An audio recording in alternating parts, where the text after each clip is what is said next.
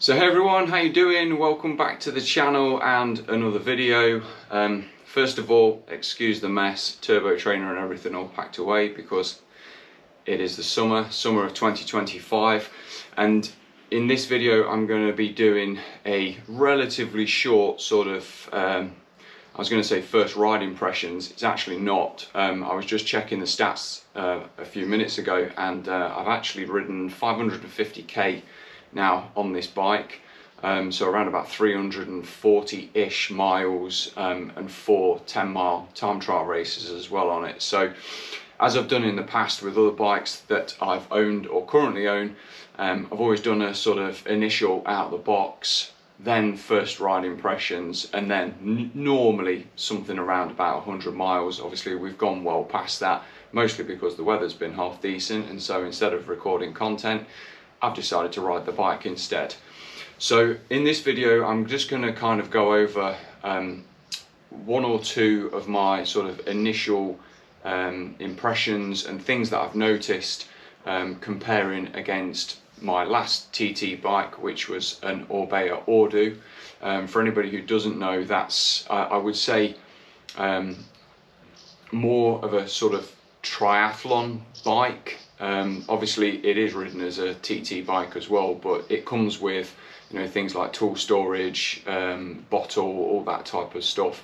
And because I was always doing TTs, I just removed everything. When it comes to the Trinity, so the 2025 disc version, Giant actually do two versions. This is the UCI version, and they also do a triathlon, which comes with one or two extra bits. And that's really the sort of most significant change, and I believe also a couple of different colorways. When it comes to the TT UCI version, it's just currently one color, at least on launch. So I had this bike built up early part of June 2025. I did kind of miss sort of a week or 10 days or so of actually being able to use it due to holiday. But nonetheless, I've been pretty lucky with the weather, and then had plenty of opportunity to actually get out and about with it.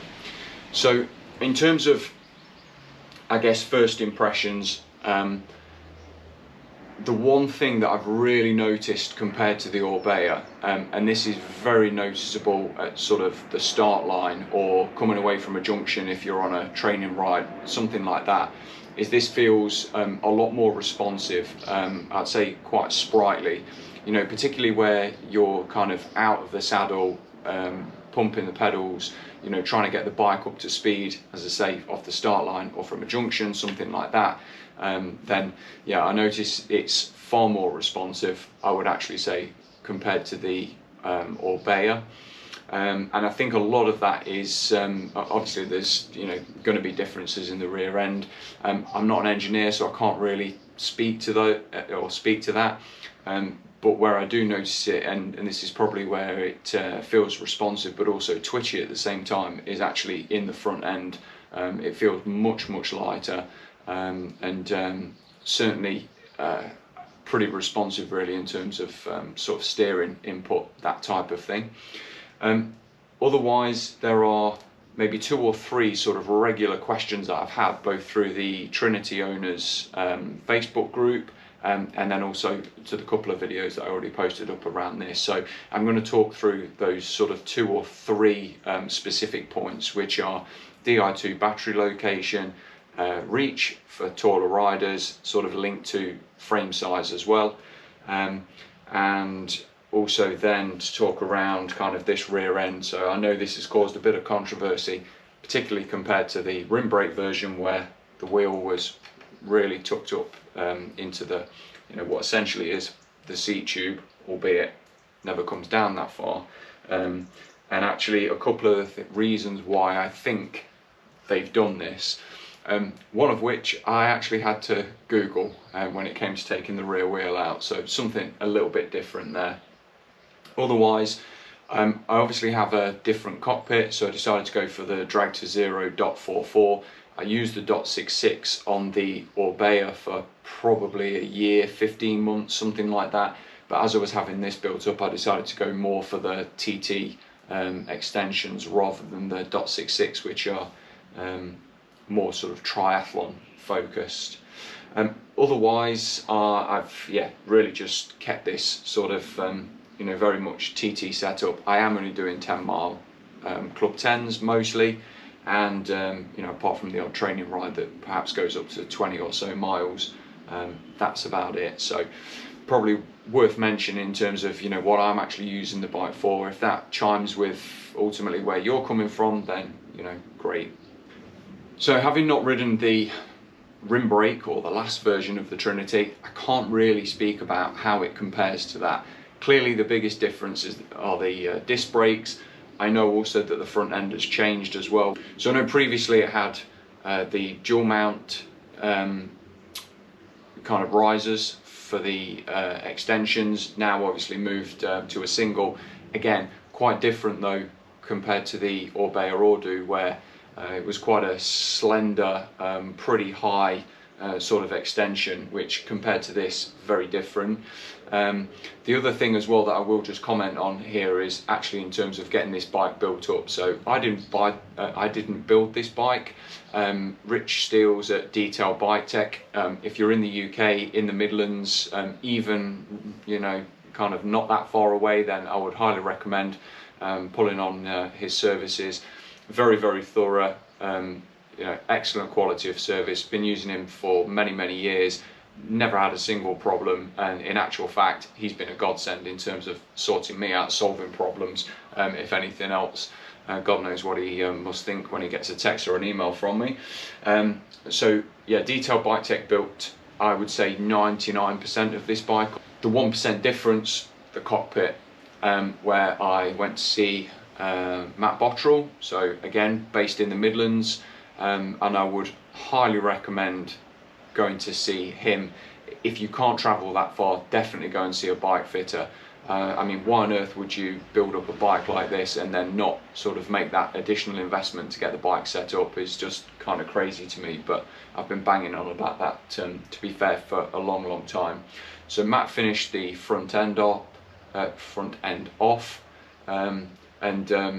yeah, I mean, just the confidence that kind of gives you, knowing that professionals have built this bike up when you're going along 25, 30, even 35, 40 mile an hour, particularly with a couple of the courses I've done recently. Just knowing that everything's bolted together properly, it's well worth that peace of mind.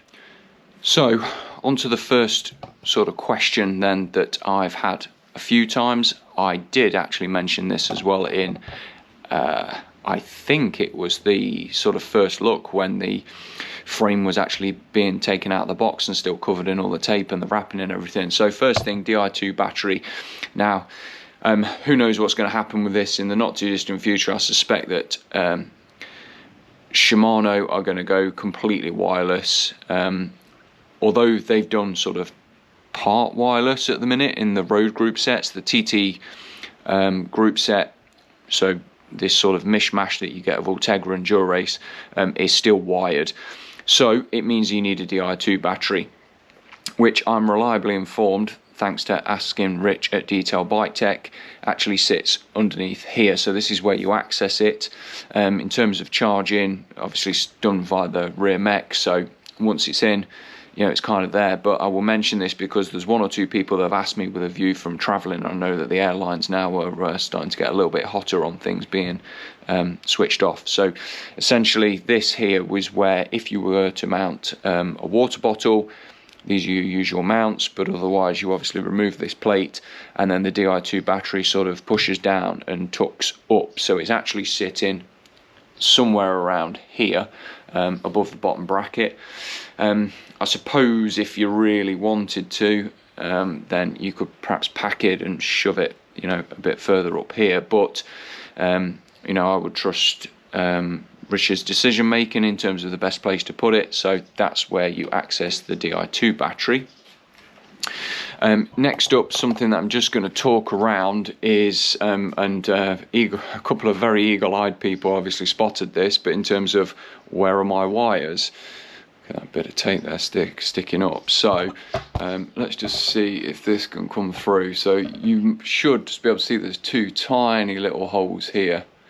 So the way that these stack spacers kind of fit together, you know, pretty common now. But so there's a little clip here, opens up, enables you then to put the spacers round, saves you having to sort of completely remove all of that. Yeah, so those two tiny little holes drilled in there that then enables the Di2 cables to be able to run. That's in a channel here in terms of this extension plate, which I'll just talk about in a second. And then otherwise, yeah, this is really the only section where those wires are actually exposed. So incredibly clean, and you know, again, well worth, if you can, getting a professional to build this up. So then in terms of this extension plate, so I actually took this off of my Orbea Ordu. I acquired it from Drag2Zero. It basically enables you then to extend the reach, because obviously if you use the sort of full Giant setup, there is adjustment, in fairness, in the cockpit. And certainly having looked at a lot of TT and triathlon bikes on paper over the last few years, the bars and extension that actually come with this are pretty good. I would say one of the best that I've looked at on paper. But in any case, this plate then enables me to move a bit further forward. So this is a size medium frame. I would encourage you to look at the geometry of this, even if you possibly can. There's a local Giant dealer that has one of these in stock, so you can go and have a sit on it. I was very lucky that Matt Bottrell is only sort of 15 minutes up the road, and he had one of these in a medium, so I was able to sort of have a sit on and, you know, check things for sizing. So yeah, these aren't really all that expensive. I think it's probably about £40 from Drag2Zero. Very solid metal, so not plastic, not carbon, anything like that, and again gives you a really sort of solid and secure mounting then for whatever extensions you decide to go for in order to be able to move you forward. Then last but not least, so the rear end. Feels like there should be a model or something here, but no, we're still talking about the bike. So I needed to remove this wheel just recently, basically because I needed to top up the sealant, and it can get very messy if you leave that on the bike. So sealant, because the wheel is set up tubeless, as is the front. On my Orbea Ordu and every disc brake through axle bike that I've owned and ridden in the last, let me think, nearly 10 years now, it's always been a case of remove the through axle and then the wheel just drops out at the bottom. As I understand it, on the rim brake Trinity, actually the rear wheel slid in from the rear, which is exactly the way that this is set up here, which I've never really, I mean, for me that's something I used to see on trials bikes when I was riding trials back in sort of my, you know, mid-teens, if you like, and I know it's a very common setup on track bikes and BMX bikes, that sort of horizontal dropout.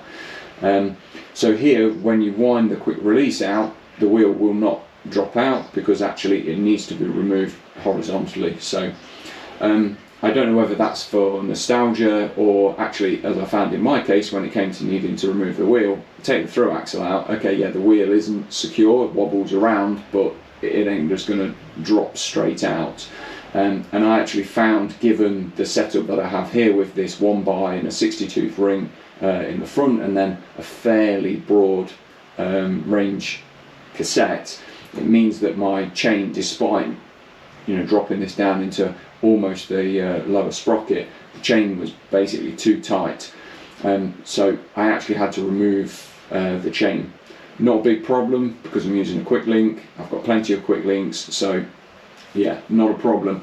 But I thought I would just mention that because obviously not wanting to scratch your frame up and all that type of thing could be a little bit problematic in terms of trying to hold the chain out of the way, keep the mech out of the way, and then if you're using, you know, a fairly pricey disc wheel and you've got a new frame, trying to keep everything scratch free.